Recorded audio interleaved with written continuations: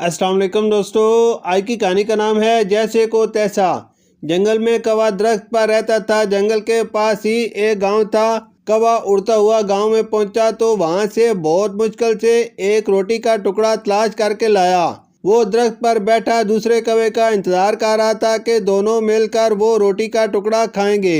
लेकिन वहां से एक भूखा लोमड़ इधर उधर खाने की तलाश में फिर रहा था। इसने देखा कौवे के मुंह में रोटी का टुकड़ा है तो उसने कौवे से रोटी का टुकड़ा हासिल करने के लिए चाल चली। लोमड़ ने कौवे से झूठ बोला और कहा कि एक खरगोश इधर आया है और इन झाड़ियों में छुप गया है। इसके पास गोश्त का एक टुकड़ा है जो मैंने शिकार किया, लेकिन खरगोश ने चुरा लिया है। मैं इस खरगोश को तलाश कर रहा हूँ। अगर वो खरगोश मिल गया तो इससे गोश्त लेकर मैं तुमको भी खिलाऊंगा। कौवा बहुत खुश हुआ और गोश्त की लालच में अपना मुंह खोला तो वो रोटी का टुकड़ा कौवे के मुंह से नीचे जमीन पर गिर गया।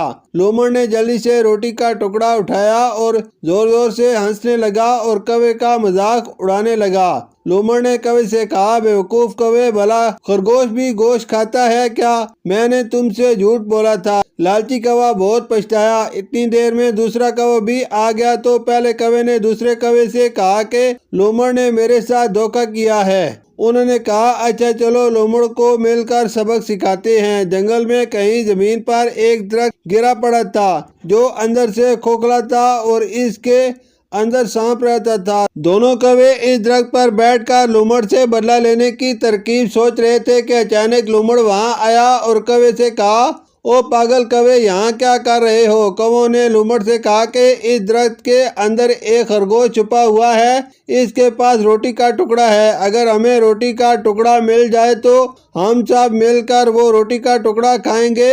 लोमड़ के मुंह में पानी आ गया और उसने सोचा, इन बेवकूफ़ों को रोटी का टुकड़ा दे दूंगा और मैं खुद खरगोश को खाऊंगा। लालची लोमड़ ने जल्दी से दरख्त के अंदर मुंह डाला और अंदर से इसे सांप ने काट लिया और लोमड़ बहुत चिल्लाया और उसने कौवों से कहा, तुमने मुझसे झूठ बोला। कौवे बहुत हंसे और लोमड़ का मजाक उड़ाया और कौवों ने लोमड़ से कहा, पागल लोमड़, भला इस जंगल में खरगोश के पास रोटी का टुकड़ा कहाँ से आएगा? तुमने हमारे साथ धोखा किया था। ये तुमको इसी धोखे की सजा है। लोमड़ अपने किए पर बहुत शर्मिंदा हुआ। शुक्रिया।